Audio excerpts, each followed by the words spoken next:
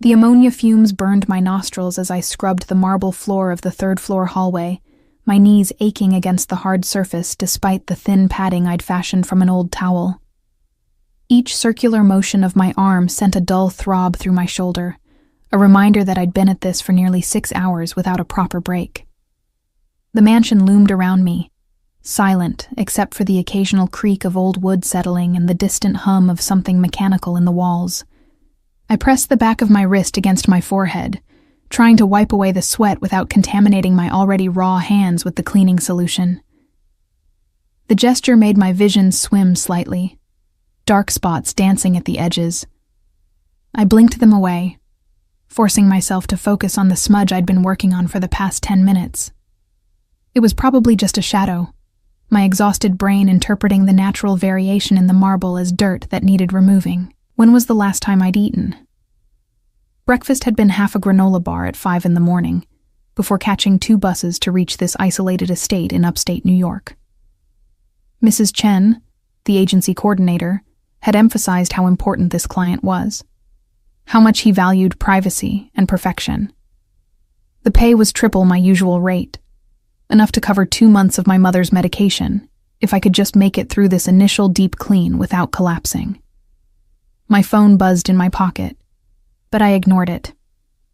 Probably another message from the hospital billing department.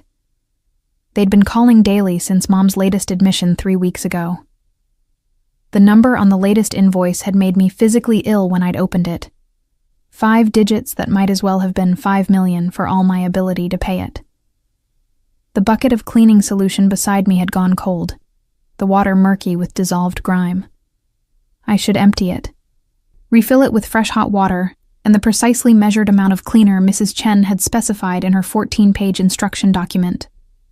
But the thought of standing up, of walking all the way back down 3 flights of stairs to the service area, made my legs feel like lead.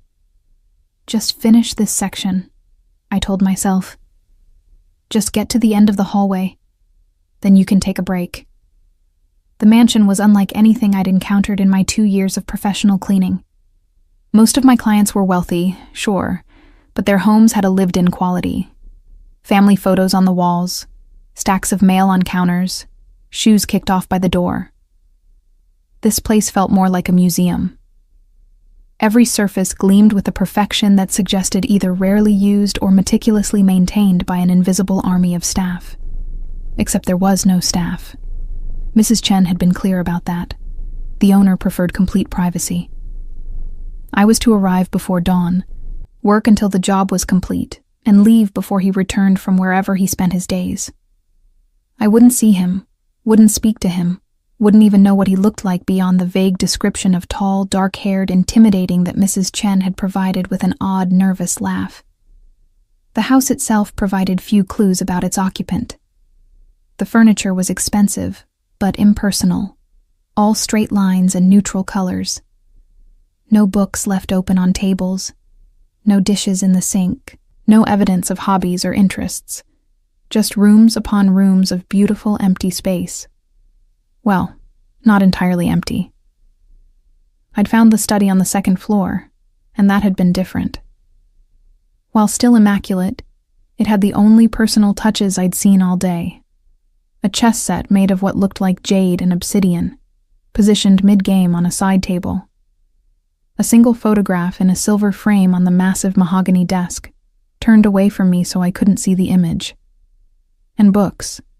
Actual books with cracked spines suggesting they'd been read, filling floor-to-ceiling shelves along one wall.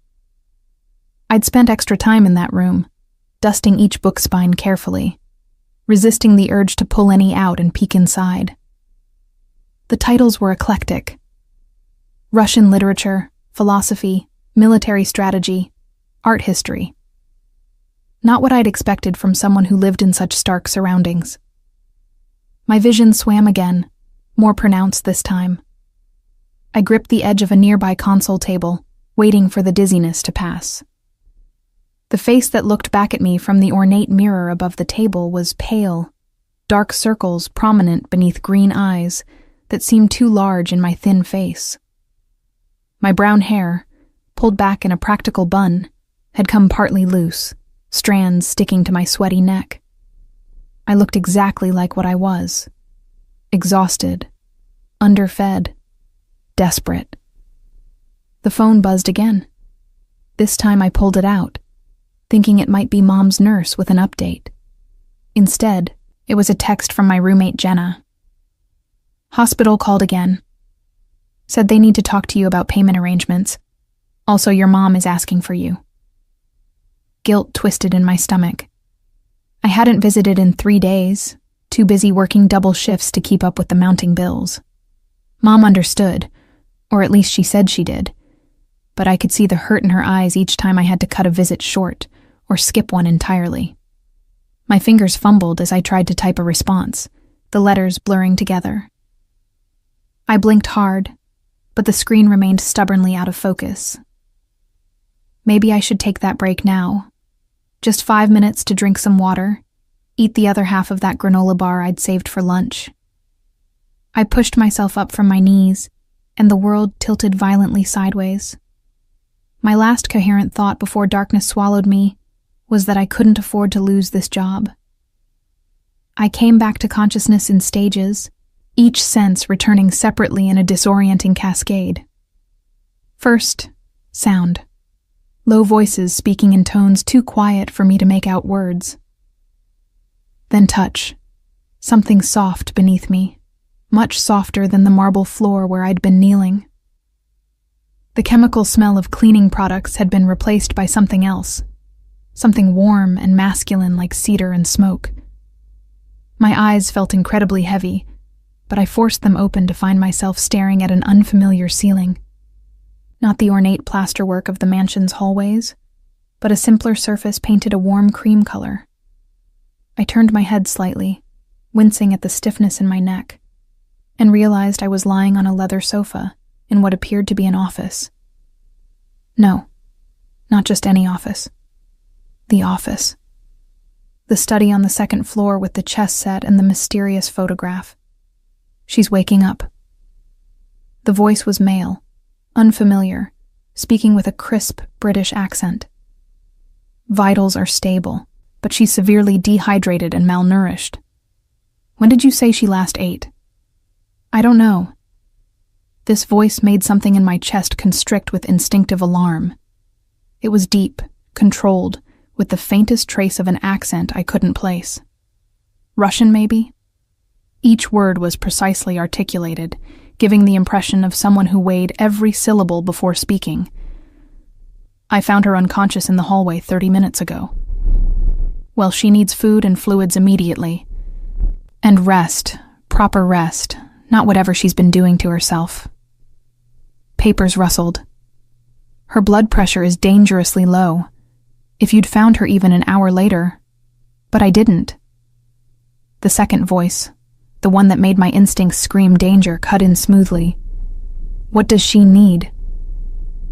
I've started an IV for the immediate dehydration. She should stay horizontal for at least another hour, then small amounts of food, nothing too rich or it'll come right back up. Someone should monitor her for the next 24 hours to ensure there are no complications. Panic cut through my lingering fog. 24 hours? I couldn't stay here that long. I had another job tonight, cleaning an office building downtown. And I needed to visit Mom.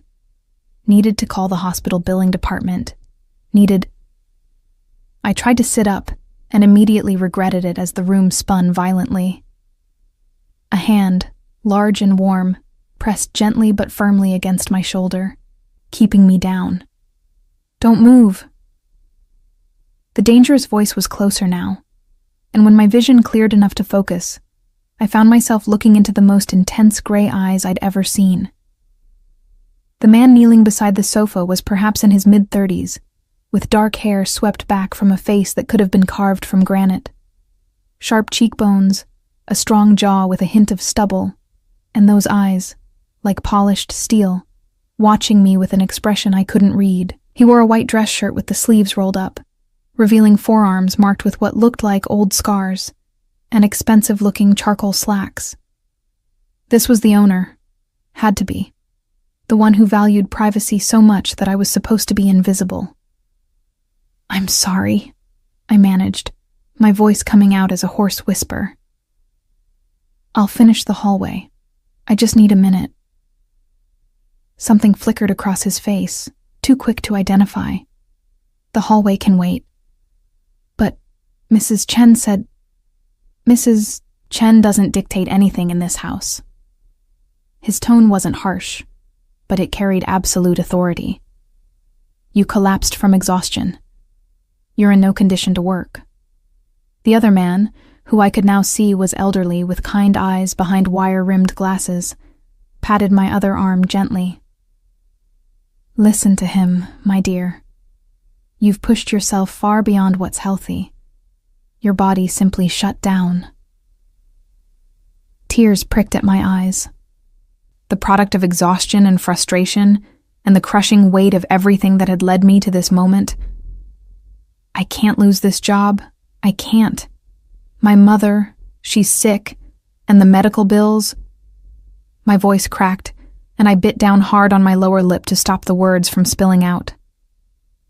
The gray-eyed man studied me for a long moment, his expression unreadable. Then he glanced at the elderly man. Thank you, Dr. Morrison. I'll take it from here. Are you certain? The girl needs... I'll ensure she has everything she needs. There was a finality to the words that made it clear the discussion was over. Dr. Morrison gathered his bag with a slightly disapproving sniff but headed for the door. Before leaving, he turned back to me. Small sips of water first, then clear broth if you can keep that down. And for God's sake, don't try to stand for at least an hour. Then he was gone, and I was alone with the dangerous-eyed man who was still kneeling beside the sofa, as if it was the most natural thing in the world for someone like him to lower himself to attend to someone like me. What's your name? He asked. Rowan. Rowan Finch. Rowan. He repeated it slowly, as if testing how it sounded. I'm Caspian Vale. This is my home, and you're not losing any job. What you're going to do is rest. I wanted to argue, to insist that I was fine, that I could get back to work. But my body betrayed me, a wave of exhaustion so profound rolling over me that I could barely keep my eyes open. The hallway. I tried one more time, weakly. Will still be there tomorrow. His hand, which had remained on my shoulder, moved to adjust the blanket someone had draped over me. The gesture was surprisingly gentle for someone who radiated such controlled danger. Right now, the only thing you need to worry about is resting. As consciousness began to slip away again, I heard him speaking in a low voice to someone I couldn't see. Cancel the meet at the docks. Tell Victor to handle the Brooklyn situation without me. I'm not leaving tonight. The words meant nothing to my fading awareness, just sounds that blurred together as I fell back into darkness. But somewhere in the back of my mind, a small voice noted that something significant had just happened, that the man kneeling beside me had just made a decision that would change everything. I just had no idea how much. I woke to soft lamplight and the sound of rain against windows. For a disorienting moment, I couldn't remember where I was, only that the surface beneath me was far more comfortable than my own bed at the apartment I shared with Jenna. Then memory returned in a rush. The hallway, the dizziness, the collapse, the gray-eyed man, Caspian Vale. I was still in his study, still on the leather sofa, though someone had added more pillows behind my head and a second blanket over the first. The IV line the doctor had mentioned was taped to my left arm, leading up to a bag hanging from a portable stand beside the sofa. A glance at my phone, which someone had thoughtfully placed on the coffee table within reach, showed it was past 10 at night. I'd been unconscious for hours. Panic fluttered in my chest until I noticed the text from Jenna. Got your message. Don't worry about anything. Your mom is doing fine. Focus on getting better. Message? I didn't remember sending any message. You're awake. Good. The voice came from across the room, and I turned my head to find Caspian sitting behind the massive desk, a laptop open in front of him and papers scattered across the polished surface. He'd added a black vest over his white shirt, and in the warm glow of the desk lamp, he looked like something out of another era. Powerful, refined, dangerous. "I didn't send Jenna a message," I said, my voice still rough but stronger than before. "I did, from your phone." He stood, moving around the desk with the fluid grace of someone utterly comfortable in his own space. "You were in no condition to handle logistics, so I handled them for you. I also spoke with Mrs. Chen and informed her that you'd be unavailable for your other jobs for the next few days." My heart sank. "But I need those jobs. I can't afford—" "You'll be compensated for the time," he interrupted, crossing to where I lay and crouching down so we were eye level. This close, I could see flecks of silver in his gray irises, and a thin scar cutting through his left eyebrow. "Triple your usual rate for each day you rest and recover. Non-negotiable." "I don't understand. Why would you do that?" His expression remained neutral, but something flickered in those steel eyes. "Because you collapsed in my home, and that makes you my responsibility until you're well enough to leave." There was something in the way he said it, a weight to the words that suggested he took that responsibility very seriously. But there was also something else, something unspoken that made the hair on the back of my neck prickle with awareness. "I can't accept your money," I said, trying to sit up despite the doctor's orders. "That's not right." His hand came to rest on my shoulder again, the now familiar gentle pressure keeping me down. "What isn't right is that you've been starving yourself to pay medical bills. When did you last have a full meal?" The question caught me off guard. I tried to think back through the blur of the past weeks. "I eat," I said defensively. "That's not what I asked." His gaze was penetrating, seeing far more than I wanted to reveal. "When did you last sit down and eat a complete meal without worrying about the cost?" I looked away, unable to hold his stare. The answer was before Mom got sick, before the bills started piling up, before every dollar became a calculation of survival. But I wasn't about to admit that to this man who probably spent more on a single dinner than I earned in a week. Exactly what I thought. He stood, and I heard him moving across the room. A door opened, and he spoke to someone in the hallway in a low voice I couldn't quite make out. When he returned, he was carrying a tray with a bowl of something that smelled incredible, steam rising in delicate curls. "Chicken broth," he said, setting the tray on the coffee table and adjusting it so it was within my reach. "Dr. Morrison said to start simple. Can you sit up if I help you?" I wanted to refuse, to insist I could manage on my own, but my arms were trembling from the effort of even considering it. Wordlessly, I nodded. Caspian moved behind the sofa, and with surprising gentleness for someone so clearly dangerous, he helped me into a sitting position, adjusting the pillows to support my back. His hands were warm through the fabric of my work shirt, and I caught another whiff of that cedar and smoke scent that seemed to cling to him. "Thank you," I managed, accepting the bowl he handed me.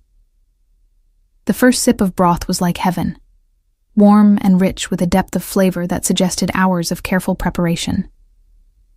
I took another sip, then another, my body practically weeping with relief at finally receiving sustenance. Caspian settled into the leather armchair across from me, watching with an intensity that should have made me uncomfortable.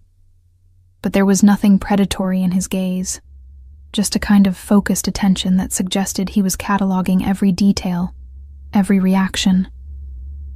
"Your mother," he said after a moment. "What's her condition?" The question surprised me enough that I nearly choked on my broth. "How did you—" "You mentioned medical bills when you woke up earlier, and your roommate's text mentioned your mother specifically." He leaned back, fingers steepled under his chin. "I'm assuming her treatment is the reason you're working yourself to death." There was no judgment in his tone, just clinical assessment.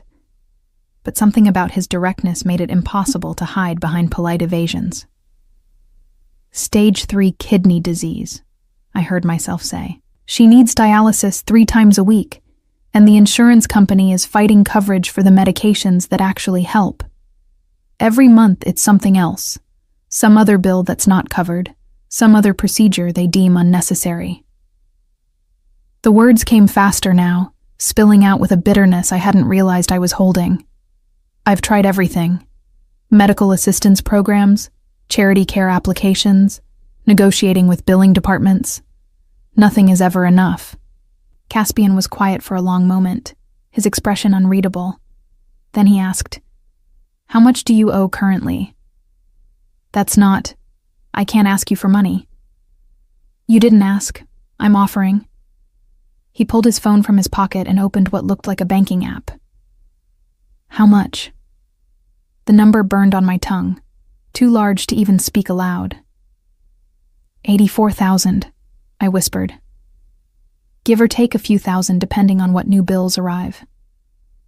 I expected shock or pity, or the kind of uncomfortable throat clearing that people did when confronted with someone else's financial disaster.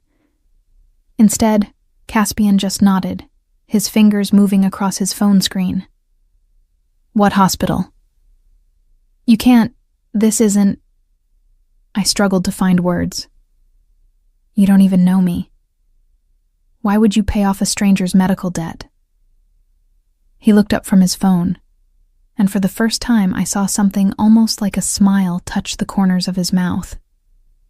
It didn't quite reach his eyes, but it softened the hard planes of his face. "Let's just say I have more money than I know what to do with, and you need help that I'm capable of providing. Consider it an investment in your recovery.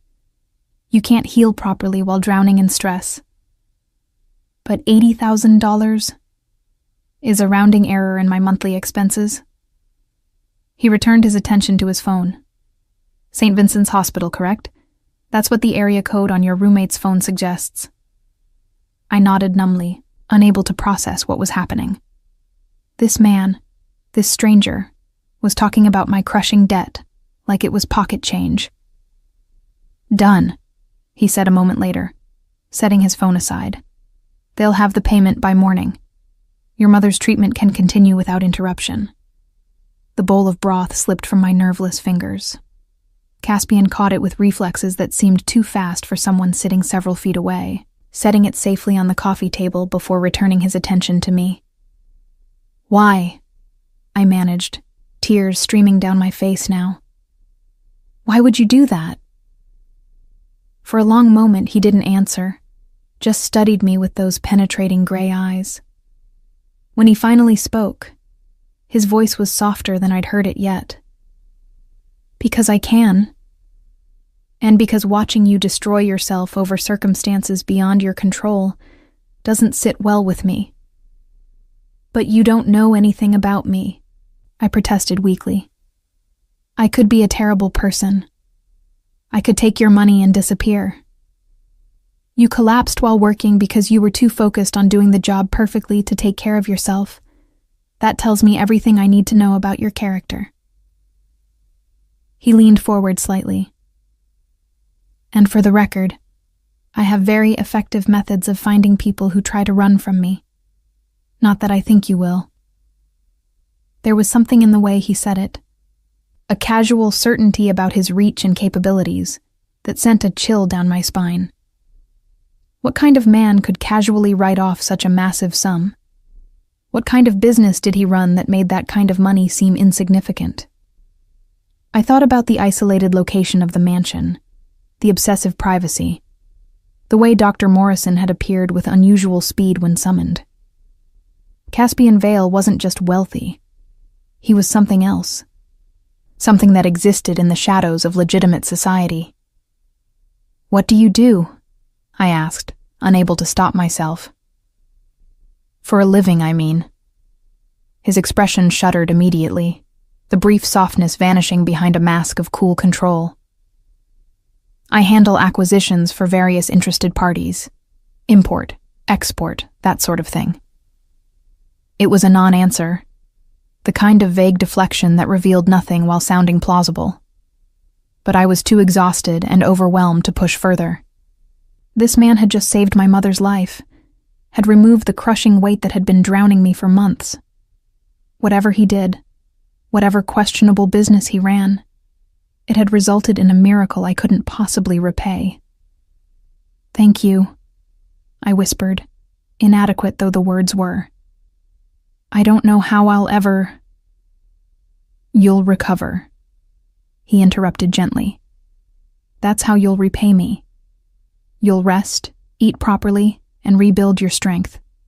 And then, if you're willing, you can continue working for me at a rate that won't require you to take other jobs." I stared at him. "You want to hire me permanently?" "This house is too large for one person to maintain, and I prefer not to have strangers coming and going constantly. You've already proven yourself trustworthy, and your attention to detail is exceptional." He gestured around the study. "Besides, I find I prefer your presence to the alternative of continued solitude." It was the most personal thing he'd said yet, a glimpse beneath the carefully controlled exterior. And something about the way he said it, with a hint of vulnerability quickly concealed, made my chest ache. "I don't understand you at all," I admitted. This time, his smile was genuine, transforming his face into something almost beautiful. "Good. That's exactly how I prefer it." Before I could respond, his phone buzzed with an incoming call. He glanced at the screen, and his expression went cold and hard again. "I need to take this. Don't try to get up. Someone will be here shortly with more food." He strode from the room, his voice dropping to a low, dangerous tone as he answered, "I told you not to call unless it was an emergency." The door closed behind him, leaving me alone with my spinning thoughts. Outside, the rain had intensified, drumming against the windows with increasing force. I looked down at the IV still dripping fluid into my arm, at the expensive blankets covering me, at the bowl of perfect broth waiting on the table. 6 hours ago, I'd been scrubbing floors while starving and desperate. Now I was lying in a room that probably cost more to furnish than I'd earn in 5 years. My mother's medical debts paid off by a man who had taken one look at my collapse and decided to insert himself into my life with overwhelming force. I should have been more wary, more suspicious.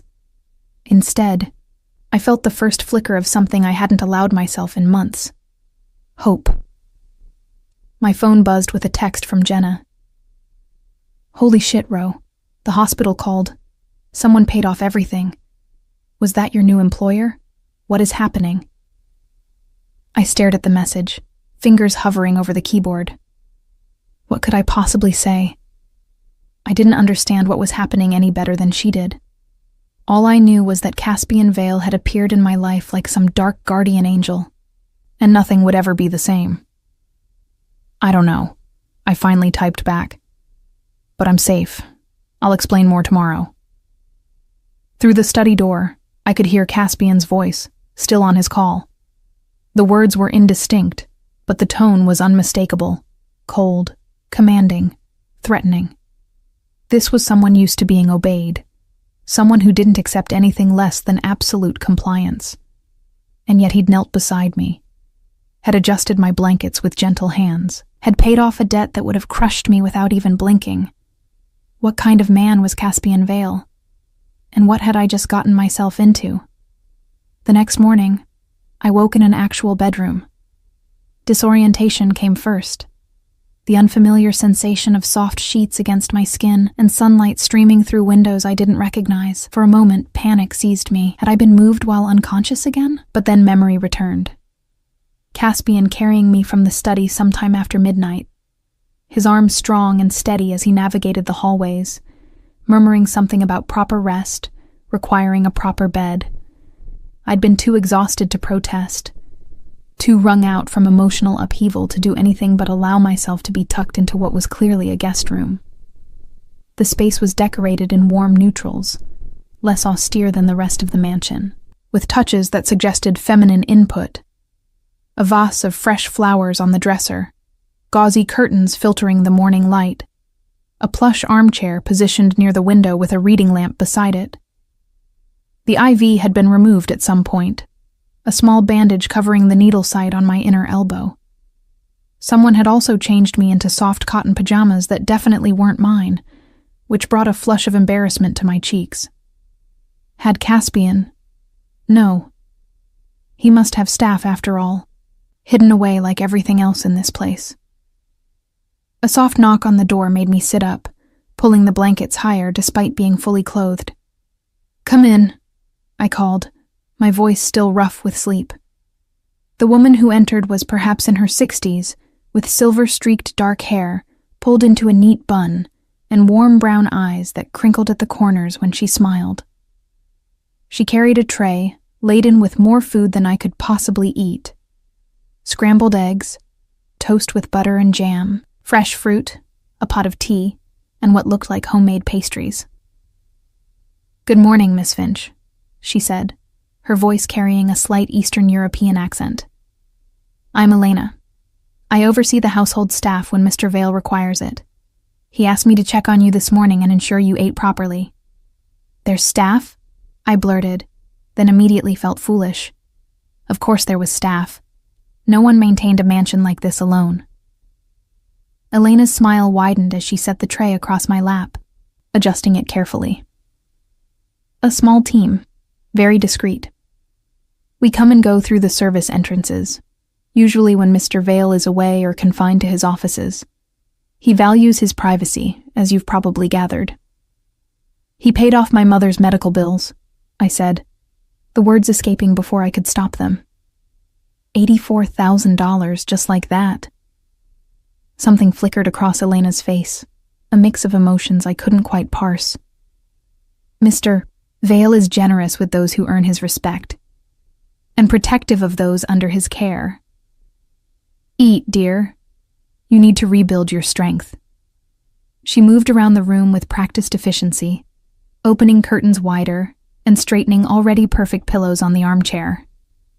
But there was something deliberate about her movements, like she was giving me time to process while remaining available for questions. "What exactly does Mr. Vale do?" I asked, picking at the eggs even as my stomach growled its approval. "He said something about acquisitions, but that doesn't explain." I gestured vaguely, encompassing the mansion, the casual spending of huge sums, the aura of carefully controlled danger. Elena paused in her tidying, her back to me. When she turned, her expression was carefully neutral. "Mr. Vale handles delicate business matters for influential clients. It requires discretion, connections, and certain skills that not everyone possesses. Beyond that, it's not my place to say." "But it's dangerous," I pressed. "Last night, he was on the phone, and the way he sounded—" "All business involves risk," Elena interrupted gently but firmly. "And Mr. Vale is very good at managing those risks. What you should focus on, Miss Finch, is that he's chosen to extend his protection to you. That's not something he does lightly or often. Protection." The word sent a chill down my spine, because it implied I needed protecting from something, or someone. As if reading my thoughts, Elena sat on the edge of the bed, her expression becoming more serious. "The world Mr. Vale operates in is complicated, but what you need to understand is that his word is absolute within his sphere of influence. If he says you're under his protection, that means you're safer here than you would be anywhere else. Do you understand?" I wasn't sure I did, but I nodded anyway. Elena seemed satisfied, rising and heading for the door. She paused at the threshold, looking back with an expression that might have been sympathy or warning. "He canceled important business last night to stay with you. That's never happened before, not in all the years I've known him. Whatever his reasons, he's invested in your well-being now. Don't take that lightly." Then she was gone, leaving me alone with breakfast and 1,000 unanswered questions. I spent most of the day in the guest room, alternating between sleeping and eating the meals Elena brought at regular intervals. By late afternoon, I felt almost human again, the fog of exhaustion finally lifting enough to think clearly. My phone had been charging on the nightstand, and I finally had the energy to deal with the accumulation of messages. Jenna had sent a dozen texts, progressing from concerned to frantic to relieved, after I'd finally responded with more details. The hospital had called twice to confirm the payment and adjust Mom's care plan now that financial concerns were no longer a factor, and Mrs. Chen from the cleaning agency had left a voicemail so flustered and apologetic that I had to listen to it twice to understand her. Miss Finch, I am so sorry about the unfortunate incident. Mr. Vale has explained everything, and of course we understand you'll need time to recover. Your other clients have been reassigned, and we've noted that you'll be working exclusively for Mr. Vale going forward. He's been most generous with his compensation arrangements. Please, please, take care of yourself. And again, my deepest apologies. Working exclusively for Mr. Vale. The phrase should have worried me more than it did. Instead, I felt a strange sort of relief. No more juggling multiple jobs. No more racing between locations on public transit. No more calculating every dollar against survival. But at what cost? What did Caspian Vale actually want from me? As if summoned by my thoughts, another knock came at the door. This time, when I called permission to enter, it was Caspian himself who appeared. He'd changed from last night's formal attire into dark jeans and a black sweater that did nothing to diminish his imposing presence. If anything, the casual clothes made him seem more dangerous, less constrained by social expectations. You look better, he observed, crossing to the armchair and settling into it with casual grace. Elena says you've been eating properly. She's very persistent, I said, which earned me a slight smile. She is that. How are you feeling? Confused, mostly, and grateful, but mostly confused. I pulled my knees up to my chest under the blankets, wrapping my arms around them. You paid off a massive debt, offered me a permanent job, and basically took over my life in the space of 12 hours. I don't understand why. Caspian was quiet for a moment, his gray eyes studying me with that now familiar intensity. When he spoke, his voice was carefully measured. I told you last night that you became my responsibility when you collapsed in my home. I meant it. But that's not a normal response, I countered. Normal people would have called an ambulance, maybe paid for the emergency room visit. They don't erase someone's entire debt and offer them employment. I'm not normal people, he said simply. And I don't do anything I don't want to do, Rowan, including this. The way he said my name, with careful deliberation, made something flutter in my chest. I pushed the feeling away, focusing on the larger questions. Elena said you canceled something important last night, some meeting. His expression darkened slightly. I did. Why? Because you were unconscious and vulnerable in my home, and I don't delegate responsibility when something matters to me. But I'm a stranger, I protested. I was just someone hired to clean your floors. Why would I matter? For a long moment, he didn't answer, just watched me with an expression I couldn't read. Then he leaned forward, elbows on his knees, his gaze never leaving mine. When I was 14, my mother collapsed in the street. She'd been working 3 jobs to keep food on the table after my father died. No one stopped to help her. They walked around her body like she was trash, like her suffering was inconvenient to their day. His voice remained controlled, but something cold and hard underlay the words. She lay there for 40 minutes before someone finally called an ambulance. By then, she'd had a stroke. She never fully recovered. The revelation hung in the air between us, explaining so much and yet raising new questions. I'm sorry, I said quietly. That must have been... It taught me several things, he interrupted, his tone brooking no sympathy. First, that the world is full of people who will walk past suffering if it doesn't directly affect them.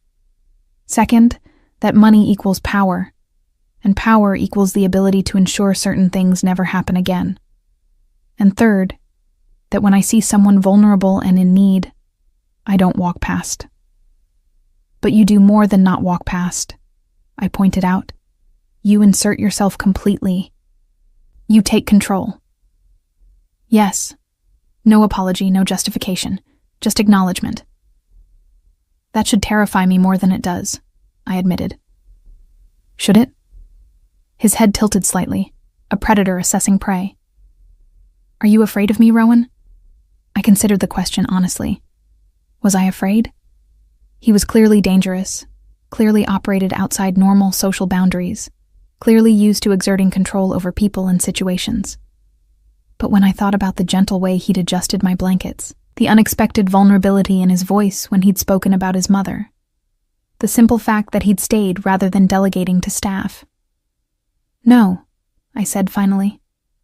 I'm not afraid of you. Maybe I should be, but I'm not. Something shifted in his expression, a crack in the carefully maintained facade. Most people are. I'm not most people. No, he agreed softly. You're not. The moment stretched between us, charged with something I didn't have the energy to examine. Finally, Caspian stood, breaking the tension. Rest for the remainder of today. Tomorrow, if you're feeling up to it, I'll show you around the house properly. Help you understand the full scope of the position I'm offering. Position, I repeated. As in cleaning? As in managing the household. Elena handles the staff, but I'd like someone here permanently. Someone I trust. He moved toward the door, then paused. The previous arrangement was temporary. Rotating staff who never knew anything about my life or my business. I'm proposing something different. Something permanent. You don't know me well enough to trust me, I protested. He looked back, and his slight smile held shadows. I know you'd rather destroy yourself than accept help you haven't earned. I know you prioritize others' well-being over your own. I know you notice details that most people miss. And I know that when you gave your word to Mrs. Chen that you'd do the job perfectly, you nearly killed yourself trying to keep that promise. That's everything I need to know about your character. Before I could respond, he was gone, the door closing with a soft click behind him. I sat in the dimming light, processing everything he'd revealed. Caspian Vale wasn't just wealthy and dangerous. He was damaged, shaped by a childhood trauma that had set him on whatever dark path he now walked. And for reasons I couldn't fully understand, he decided I was worth protecting, worth investing in, worth bringing into whatever complicated world he inhabited. My phone buzzed with a text from Jenna. Your mom is doing amazing. They changed her medication and treatment plan. She's already looking better. What the hell happened, Ro?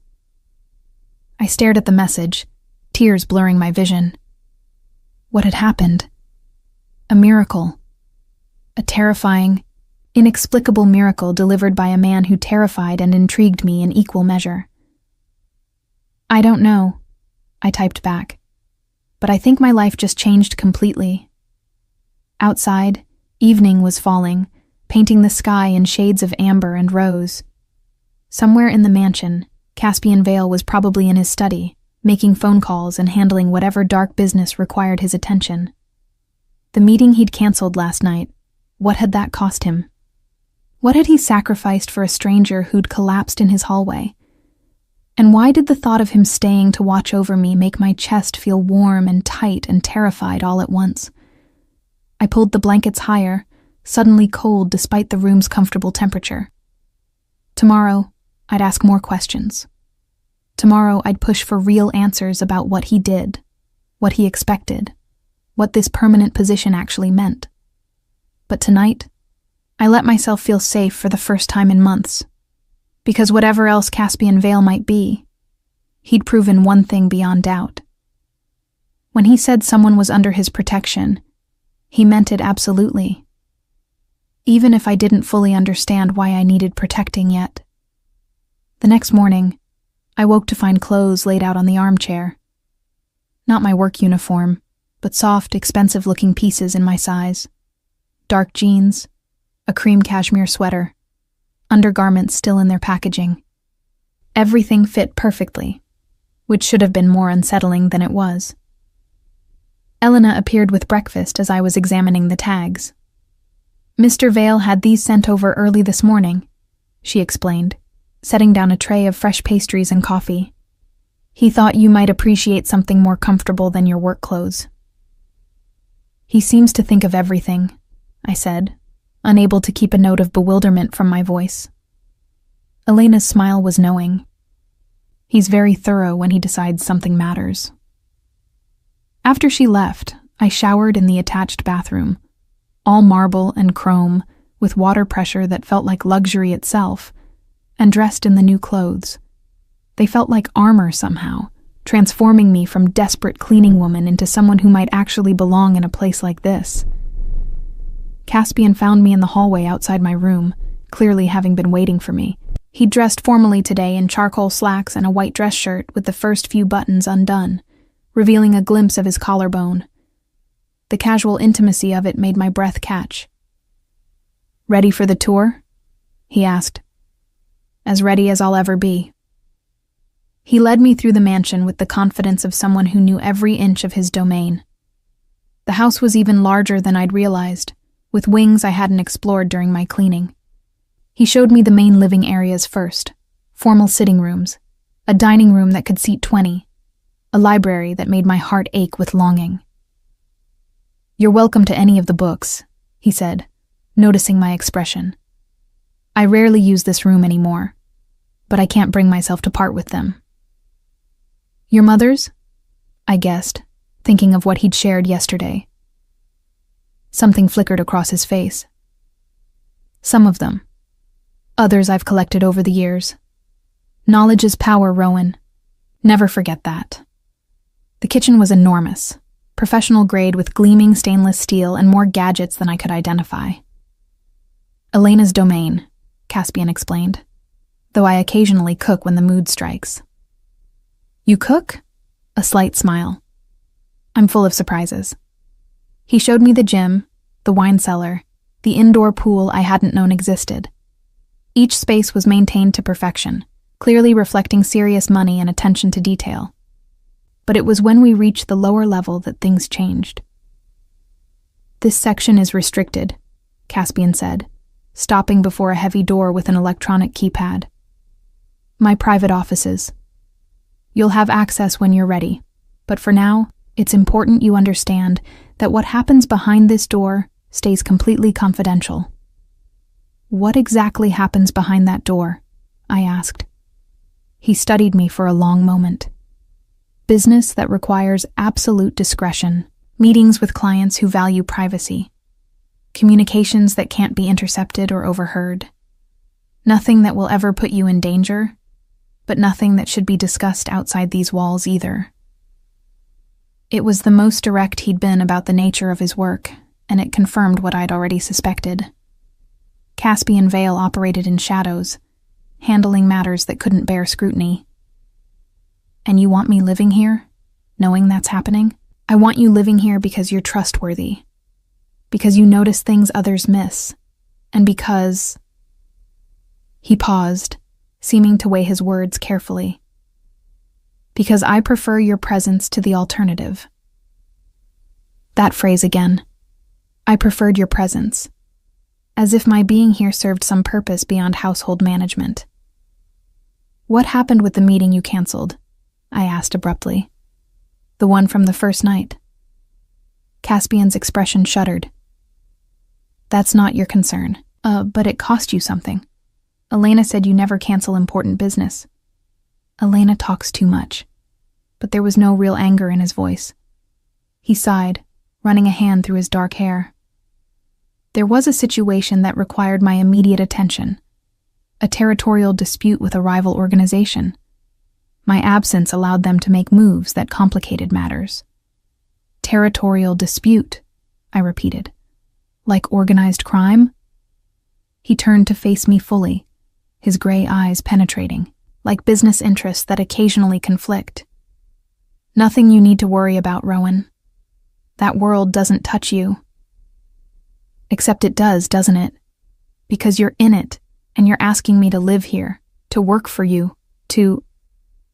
I gestured helplessly. To be part of whatever this is. You'll be protected, he said firmly. That's non-negotiable. Nothing will harm you while you're under my roof. But why? I pressed. Why do I need protection? Why am I worth this much attention from someone like you? For a long moment, he didn't answer. Just studied me with an intensity that made my skin prickle. Then he stepped closer, close enough that I could smell cedar and smoke, close enough to see the faint scar through his eyebrow up close. Because when I found you collapsed in my hallway, something shifted, he said quietly. I've walked past suffering before, ignored problems that weren't mine to solve. But with you... He paused, seeming to search for words. I couldn't. And I won't. You're mine to protect now. Accept it. The possessiveness in his voice should have alarmed me. Instead, it sent warmth flooding through my chest, dangerous and intoxicating. I don't understand you, I whispered. You will. He stepped back, the moment breaking. Come. There's one more thing I need to show you. He led me back upstairs to a room I hadn't seen before, unlocking it with a key from his pocket.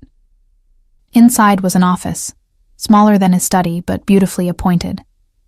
A desk faced windows overlooking the grounds, and shelves lined with organizational supplies and what looked like household management software. This would be your space, Caspian explained, for managing staff schedules, household accounts, inventory. Elena can train you on the systems we use. You're really serious about this, I said, taking in the setup. The permanent position. I don't do things halfway. He leaned against the doorframe, watching me explore. The salary is 6 figures annually, plus room and board, health insurance, and a discretionary budget for anything you need. Your mother's ongoing medical care will be covered as well. The numbers made my head spin. That's insane. You're paying me more than most executives make. You're managing my private life. That requires absolute trust and discretion, which are worth more than any executive contributes. He crossed his arms. Plus, I'm ensuring you never have to choose between your well-being and financial survival again. Tears pricked at my eyes. I don't deserve this. Stop saying that. His voice was sharp now, cutting. You nearly killed yourself trying to save your mother. You worked until you collapsed rather than fail at a job. You have integrity that most people abandoned years ago. You deserve far more than I'm offering. I turned to look at him, this dangerous man who'd inserted himself into my life with overwhelming force. What do you get out of this? Really? Something vulnerable crossed his face, quickly concealed. Peace. Knowing someone I trust is managing the one space that's supposed to be safe. And... He hesitated. Company. This house has been empty too long. The admission cost him something. I could see it in the tension of his shoulders, the careful control of his expression. Caspian Vale, who clearly terrified half the city, was lonely. I'll do it, I heard myself say. The position. I'll accept. Relief flashed across his face so quickly I might have imagined it. Good. We'll draw up formal paperwork today. Elena can help you move your belongings from your apartment this week. There isn't much to move, I admitted. Most of my stuff was sold to cover bills. Then we'll get you new things. Make a list of what you need. My phone buzzed in my pocket. Jenna, asking when I'd be home to explain everything. I looked at the message, then at Caspian, then at the office that was apparently mine now. This is really happening, I said. Yes. He pushed off from the doorframe. I have business to attend to this afternoon. Elena will help you settle in. Tomorrow we'll start properly. He turned to leave, but I called after him. Caspian? He paused, looking back. Thank you. For all of it. I know I keep saying that, but... You don't need to thank me, Rowan. Just stay. His gaze held mine. That's all I ask. Stay." Then he was gone, leaving me alone in my new office, in my new life, trying to process how completely everything had changed in less than 48 hours. The rest of the day passed in a blur of practicalities. Elena helped me draft a list of necessities and arranged for a shopping service to deliver everything by the next day. I called Jenna and attempted to explain the inexplicable, that I'd somehow landed a live-in household management position with the mysterious client whose floors I'd been scrubbing. "This sounds insane," Jenna said flatly. "You collapsed? And now you're moving into his mansion?" "Ro, this is how horror movies start." "It's not like that," I protested, though I wasn't entirely sure what it was like. "He's been nothing but respectful. And he paid off Mom's medical debt." Silence on the other end. Then, "He what?" "All of it. Every cent. Mom's treatment can continue without any financial stress." "Oh my God." Jenna's voice softened. "Okay, that's incredible. But still, promise me you'll check in every day, and if anything feels wrong." "I'll leave immediately," I assured her, though the promise felt hollow. Where would I go? Back to juggling multiple jobs and drowning in debt? Back to the apartment I could barely afford? No, this was my chance at something better, even if I didn't fully understand the cost yet. That evening, Caspian emerged from his offices for dinner. Elena had prepared something elaborate: roasted chicken with herbs I couldn't identify, vegetables that looked like art, bread still warm from the oven. We ate in the smaller dining room, just the two of us at a table that could seat 8. "Tell me about your mother," Caspian said, cutting into his chicken with precise movements. "Beyond the medical situation." The request surprised me. "Why?" "Because she matters to you, which means I should know about her." So I told him. About Mom's career as a teacher before the illness forced her retirement. About her love of terrible romance novels and competitive baking shows. About how she'd raised me alone after my father left when I was 3, working multiple jobs to give me opportunities she'd never had. "She sounds strong," Caspian observed. "She is. But even strong people break under enough pressure." "Yes." Something dark flickered across his face. "They do." We lapsed into comfortable silence, and I found myself studying him, the way he held his fork with careful precision, the slight tension in his shoulders that never fully released, the way his eyes constantly scanned the room, even in his own home, as if assessing threats. "What happened to your mother?" I asked quietly. "After the stroke." He was still for a long moment. Then, "She lived for 5 more years, but she was never the same. The vibrant, determined woman who'd raised me alone was gone, replaced by someone fragile and confused. I was 17 when she finally passed." "I'm so sorry." "Don't be." His voice was flat. "It taught me everything I needed to know about the world. That being good and working hard means nothing if you don't have power. That people will take everything from you if you let them. That the only way to protect what matters is to be stronger, richer, more ruthless than everyone else." The bitterness in his words painted a picture of the boy he'd been. Angry, grieving, determined to never be powerless again. Whatever path he'd taken from that grief to this mansion, it had been dark and probably violent. "Is that why you do what you do?" I asked. "Whatever it is?" "Partially." He set down his fork, his gray eyes meeting mine. "I told you I handle acquisitions. That's true, in a sense. I acquire things for people who can't acquire them through legal means. Information, leverage, solutions to problems that require discretion. So you're a fixer, among other things." He leaned back in his chair. "I also manage territories, settle disputes, and ensure certain business operations run smoothly. I'm what's called a mediator in my world. Someone trusted by all sides to find solutions that don't end in bloodshed. But sometimes they do," I said. "End in bloodshed." "Sometimes," No apology, no justification. But less than would occur without me. I should have been horrified, should have pushed back from the table and demanded he return me to my old life immediately. Instead, I found myself nodding, understanding in some fundamental way that this was who he was.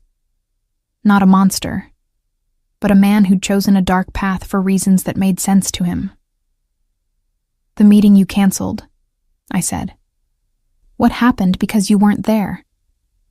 Caspian's expression grew distant. "A rival organization tried to move into territory I'd claimed.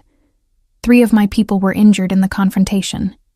It could have been prevented if I'd been there to negotiate." Guilt flashed through me. "Because of me?" "No." His voice was sharp. "Because they saw an opportunity and took it. That's on them, not you. And it's been handled." "Handled how?" "Do you really want to know?" I thought about it, about the implications of whatever violent solution he'd implemented. "No," I admitted. "I don't think I do." "Good instincts." He stood, gathering his plate. "You don't need to know the details of my business, Rowan.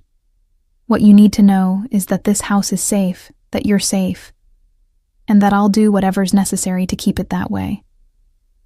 As he moved to leave, I called after him again. "Caspian, those people who were injured, are they okay?" He paused at the doorway, looking back with an expression I couldn't read. "They will be. I take care of my own." The words hung in the air between us, weighted with meaning. Because that's what I was now, wasn't I? His.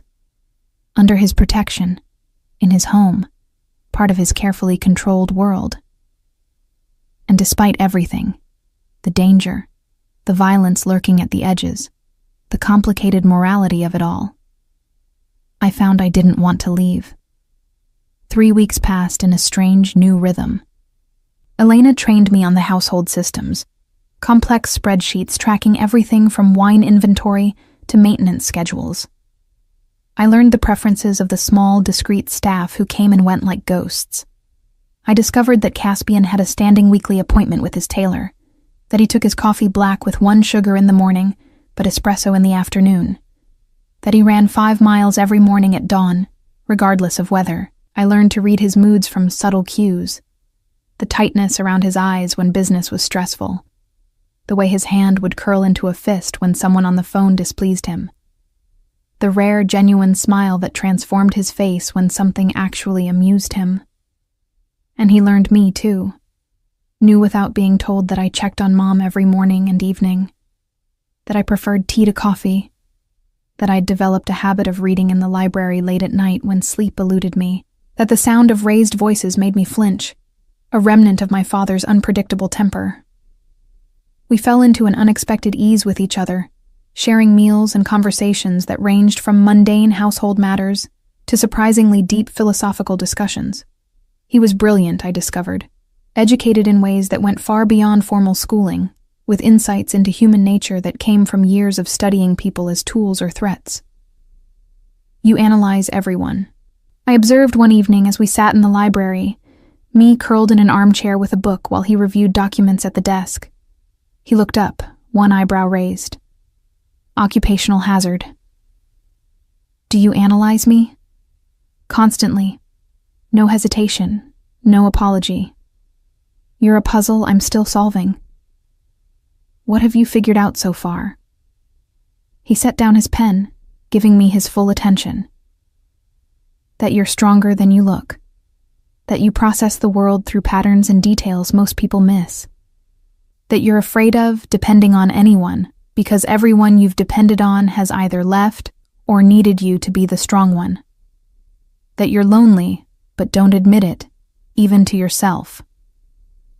The accuracy made my chest tight. "That's unsettling."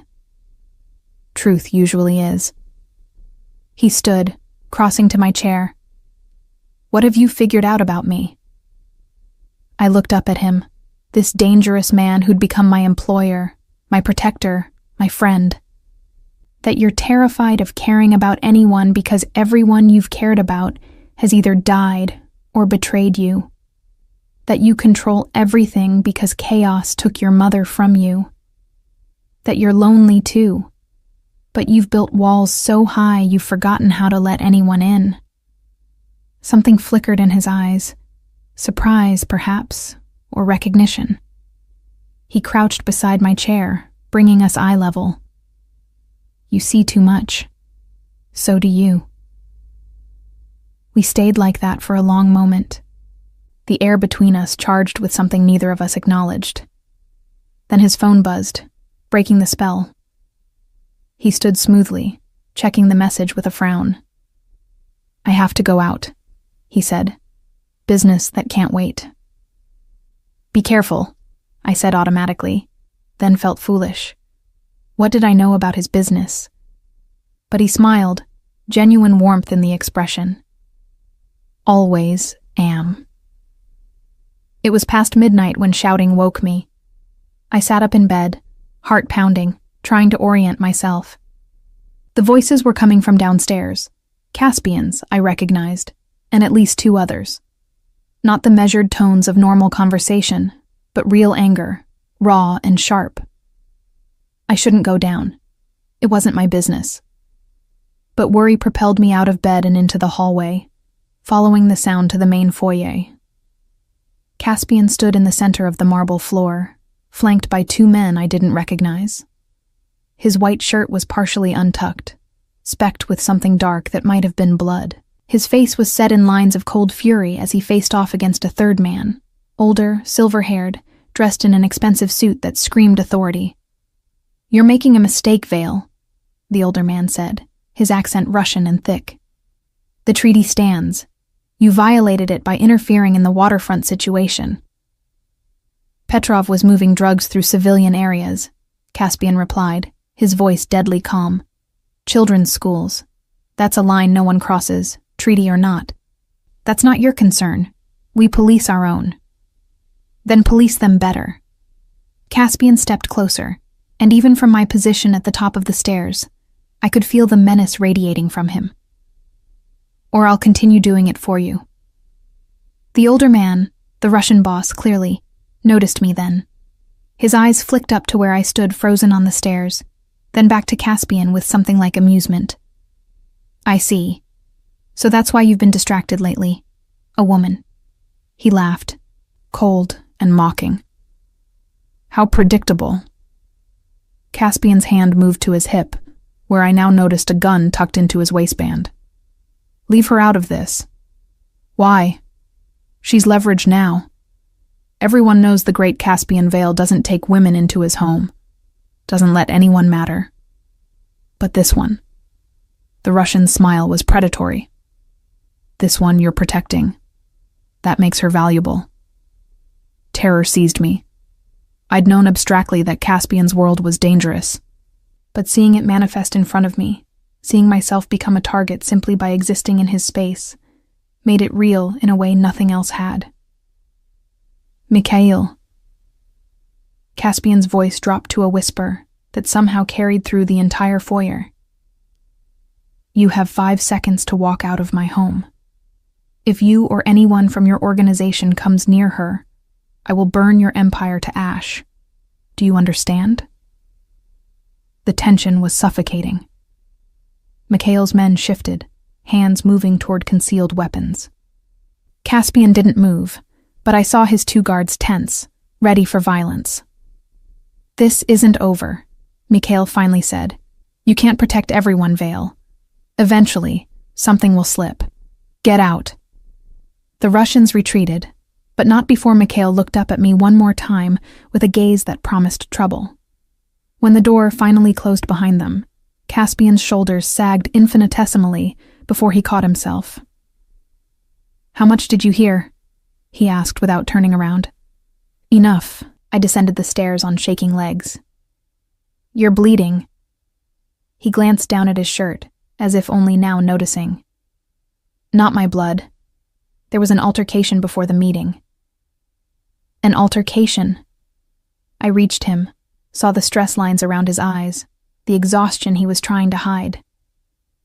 You could have been killed. I wasn't. He reached out, his hand cupping my face with surprising gentleness. And neither were you, that's what matters. He called me leverage, said I'm valuable because you're protecting me. He's trying to find weaknesses. That's what men like Mikhail do. But he's right, isn't he? I pulled back from his touch, sudden clarity cutting through my fear. I've become a liability, someone you have to worry about protecting. You're not a liability. His voice was firm. You're... What, Caspian? What am I? Because I thought I understood this arrangement. Thought I was just an employee, someone managing your household. But that's not what this is it? He didn't answer, just stared at me with those storm-gray eyes. You canceled that meeting because of me, I continued, the pieces finally clicking together. You've been checking on me constantly, making sure I'm safe. You paid off an impossible debt and brought me into your home not because you needed household help, but because... I couldn't finish the sentence, couldn't voice what I was beginning to suspect. Because what? He prompted quietly. Because you care. The words hung between us, terrifying in their simplicity. You actually care about me. Yes? No hesitation, no deflection. I care. More than I should. More than is safe for either of us. The admission sucked the air from the room. I stared at him, this dangerous man who'd upended my life, trying to process what he was saying. Why? I whispered. Why me? He moved closer, his hand returning to my face, thumb brushing my cheekbone. Because when I found you collapsed in my hallway, I saw something I thought I'd lost the capacity to feel. Protectiveness, connection. The desire to keep someone safe not out of obligation or strategy, but because the thought of harm coming to them is unbearable. That's insane, I breathed. You barely know me. I know enough. His other hand came up, framing my face between his palms. I know you're brave and stubborn and too selfless for your own good. I know you see the world in shades of gray when everyone else demands black and white. I know that when you laugh, really laugh, it's the best sound I've ever heard. And I know that somewhere between finding you unconscious and now, you became mine to protect. Not as property, not as leverage, as something infinitely more important. My heart hammered against my ribs. Caspian. I'm not asking you to feel the same, he interrupted. I'm just telling you the truth. You deserve that much. But the problem was, I did feel the same. Had been feeling it for weeks without acknowledging it. The way my pulse quickened when he entered a room, the warmth that flooded through me when he smiled at something I'd said, the sense of rightness when we sat together in comfortable silence. I'd fallen for the monster in the mansion, and he'd fallen for me too. This is complicated, I managed. Yes, and dangerous. Very. We should be sensible about this. Maintain professional boundaries. Probably. His thumb traced my lower lip, and I shivered. Are you going to be sensible, Rowan? No, I admitted. I don't think I am. He kissed me then, or maybe I kissed him, the details blurred in the intensity of the moment. His lips were surprisingly soft against mine, the kiss gentle despite the violence he'd likely been part of hours earlier. One hand tangled in my hair while the other splayed across my lower back, pulling me closer until no space remained between us. When we finally broke apart, both breathing hard, he rested his forehead against mine. This changes everything, he said. I know. You'll be a target now. Anyone wanting to hurt me will see you as the quickest path. I know that too. And you're staying anyway? I thought about my options. Could go back to my old life, back to drowning in debt and exhaustion. Could run somewhere new and hope Caspian's world never found me. Or I could stay here, in this dangerous man's orbit, and see where this terrifying connection led. Yes, I said simply. I'm staying. Relief and something darker, possession perhaps, flashed across his face. Then we do this properly. No more pretending you're just my employee. No more hiding what you mean to me. What do I mean to you? He pulled back just enough to meet my eyes, his expression more vulnerable than I'd ever seen it. Everything. You mean everything. The weeks that followed were a study in contrasts. During the days, I managed Caspian's household with growing confidence, navigating the complexities of his life with Elena's patient guidance. But the nights belonged to us. Stolen moments in the library, quiet conversations over late dinners, kisses that grew increasingly heated until one of us pulled back with shaking restraint. "We should take this slowly," Caspian said one evening. His hand splayed possessively across my lower back as we stood on the terrace overlooking the grounds. "You're still adjusting to this world." "I've been here almost 2 months," I pointed out. "At what point do I stop adjusting and start actually living?" His lips curved against my temple. "Patient, aren't you?" "Not particularly." I turned in his arms, looking up at him. "I've spent my entire adult life being patient, being careful, playing it safe. Look where it got me." "It got you here." His thumb traced my jawline. "With me." "Exactly. So, maybe reckless is working better than careful ever did." He laughed, the sound rich and genuine. I'd learned to treasure his real laughter, so different from the cold amusement he showed the outside world. "You're going to be trouble, aren't you?" "Probably." But despite the banter, there was a new tension between us. Not uncomfortable, but charged with awareness and anticipation. We both knew where this was heading. It was just a question of when. The decision was made for us on a Tuesday night.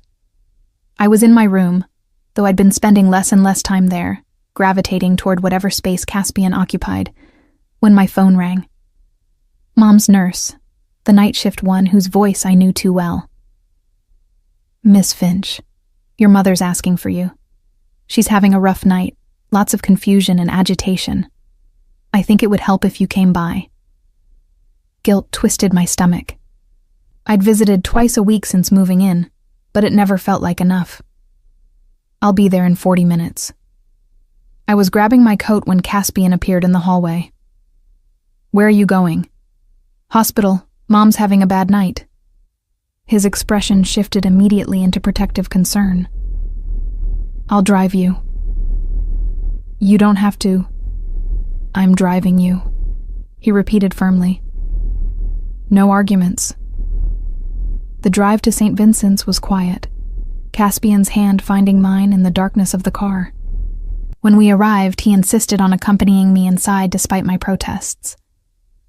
"I'm not letting you deal with this alone," was all he said. Mom was in bed, looking small and frail against the white sheets. Her eyes were confused when they found mine, and my heart broke a little. "Rowan?" Her voice was uncertain. "Is it really you?" "It's me, Mom." I took her hand, settling into the chair beside her bed. "I'm here." Her gaze drifted past me to Caspian, who'd hung back near the door. "Who's that?" "That's Caspian. He's my employer and my friend." "Friend." Mom's eyes sharpened with something of her old awareness. "He's very handsome. You should marry him." I felt heat flood my face. "Mom, I'm serious. Look at him, and the way he's looking at you." She smiled, the expression heartbreakingly familiar despite her current confusion. "That's the way your father used to look at me, before things went bad, like you were his whole world." I glanced back at Caspian, and found his gray eyes fixed on me, with an intensity that made my breath catch. My whole world. Was that really how he saw me? "Get some rest, Mom," I said gently, squeezing her hand. "I'll be back tomorrow." But she was already drifting off, the medications pulling her back under. I sat there for a long moment, watching her breathe, thinking about futures and possibilities and how quickly everything could change. She's right, you know. Caspian's voice came from behind me. About how I look at you. I turned to find him closer than I'd expected. Caspian, I love you, Rowan. The words were simple, declarative, impossible. I know it's too soon and too complicated and probably completely insane, but I love you. The world narrowed to just us, just this moment. You can't. And yet I do. He crouched beside my chair, taking my free hand in his. I've tried not to, tried to keep this professional and safe, but you've become essential to me in ways I can't even articulate. You're the first thing I think about when I wake up, and the last thing before I sleep. You make me want to be better than I am. Tears blurred my vision. I love you too. God help me. I love you too. His smile was blinding. Then let's stop fighting it. We left the hospital hand in hand, the decision made without words. Back at the mansion, Caspian led me not to my guest room but to his private suite, the space I'd seen only briefly during household inspections.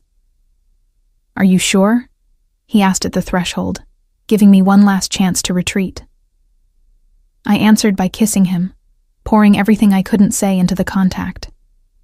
His response was immediate and overwhelming, arms banding around me as he walked us backward into the room, kicking the door shut behind us.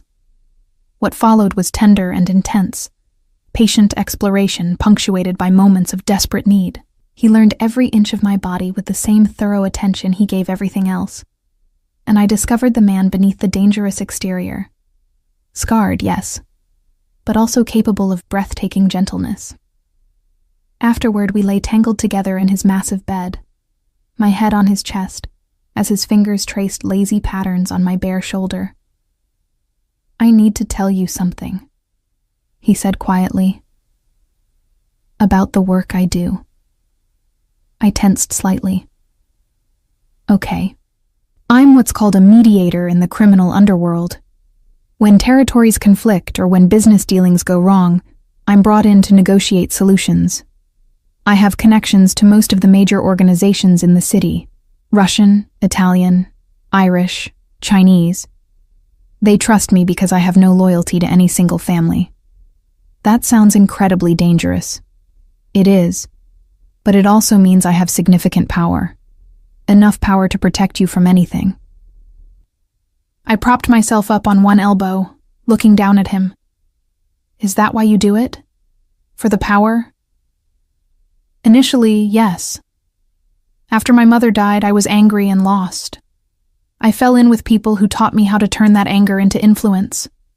By the time I was 25, I'd made myself indispensable to the city's criminal infrastructure. He paused. But lately, I've been thinking about exit strategies. Because of me? Partially. Also because I'm tired, Rowan. Tired of the violence, the constant vigilance, the moral compromises. I have enough money to last several lifetimes. Maybe it's time to actually live one. Hope fluttered in my chest. What would that look like? Legitimate business investments, consulting work that doesn't involve death threats, a quiet life with the woman I love. His hand cupped my face. If she'll have me. Always, I whispered. But Caspian, can you really walk away from that world? Won't they try to stop you? They'll try. But I have leverage. Information, connections, debts owed. And I'm very good at negotiation. His smile was sharp. They'll let me go because it's in their best interest to let me go. And because the alternative is war, and I've spent 15 years making myself too valuable to kill. It should have terrified me, this casual discussion of violence and criminal politics. Instead, I found myself trusting his confidence, believing that this dangerous man could somehow navigate us both to safety. How long? I asked. How long until you're free? 6 months, maybe a year. I need to carefully transfer my responsibilities, settle outstanding obligations, and ensure no power vacuums that could trigger violence. He pulled me back down against his chest. But I'll do it. For you, for us, I'll find a way out. Over the following months, I watched Caspian systematically dismantle his position in the criminal underworld. It was like watching a grandmaster play chess. Every move calculated 10 steps ahead. He mediated a major territorial dispute between the Russians and Italians, his final act ensuring peace that would last years. He sold several of his underground businesses to rivals at prices that left everyone feeling they'd gotten a good deal. He transferred his information networks to a protege he'd been quietly training, and through it all, he kept me safe. When threats emerged, and they did, because Mikhail hadn't forgotten his promise, Caspian handled them with ruthless efficiency. I never asked for details, didn't want to know. But the threats always disappeared, and we remained untouched in our mansion sanctuary. Mom's health improved dramatically with the consistent, high-quality care she was now receiving. She even regained enough clarity to properly meet Caspian, declaring him dangerous but devoted, with typical directness. "He'll burn the world down for you," she told me during one visit. "Make sure you're worth it." "I'm trying," I said. "You already are, sweetheart. You already are." It was a spring evening, nearly a year after I'd first collapsed in Caspian's hallway, when everything finally came together. We were in the library, him working through final documents while I read nearby, when he suddenly closed his laptop with decisive finality. "It's done," he said. I looked up. "What's done?" "All of it. My obligations, my responsibilities, my involvement in that world. As of today, I'm officially retired from the mediation business." He stood, crossing to my chair. "I'm free, Rowan. We're free." Joy and disbelief warred in my chest. "Really? Completely?" "Completely. I've transferred my last contract, settled my final account. The only business I'm involved in now is entirely legitimate." He knelt beside my chair, pulling a small velvet box from his pocket. "Which means I can finally ask you this properly." My breath caught as he opened the box, revealing a ring, elegant, understated, with a single diamond that caught the lamplight. "Rowan Finch, you walked into my life when I'd forgotten how to feel anything but anger and control. You saw past the danger to something worth saving. You made me want to be better, to build something real instead of just accumulating power." His voice was steady, but I could see the vulnerability in his eyes. "Will you marry me?" Tears streamed down my face as I nodded. "Yes. God, yes." He slid the ring onto my finger, then pulled me from the chair into his arms, kissing me with a passion that still made my knees weak after all these months. "I love you," he murmured against my lips. "My reckless, stubborn, perfect girl." "I love you too," I replied. "My dangerous, reformed, surprisingly romantic man." He laughed, and the sound filled the library like music. Outside, evening was falling, painting the sky in shades of gold and rose. Somewhere in the city, the criminal underworld was adjusting to life without Caspian Vale's mediation. But here, in this mansion that had once felt like a prison and now felt like home, we were building something new. A life, a future, a love that had emerged from the most unlikely circumstances. "What do you want?" Caspian asked, holding me close. "Big wedding? Small ceremony? Something in between?" "I just want you," I said honestly. "Everything else is details." "Then you'll have me, for as long as you'll keep me." "That's going to be a very long time," I warned. "Good." He kissed my forehead. "Because I'm not going anywhere. I stopped a war for you, Rowan.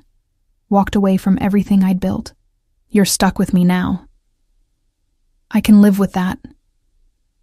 And I could, because the man who'd found me unconscious on his hallway floor, who'd knelt beside me when he'd never knelt for anyone, who'd dismantled his dangerous empire piece by piece to build a safe life for us. That man was mine, and I was his, not as leverage or possession, but as an equal partner in a love that had transformed us both. The Mafia boss had stopped his war for the maid who'd collapsed in his home, and in doing so, he'd found something far more valuable than power or control.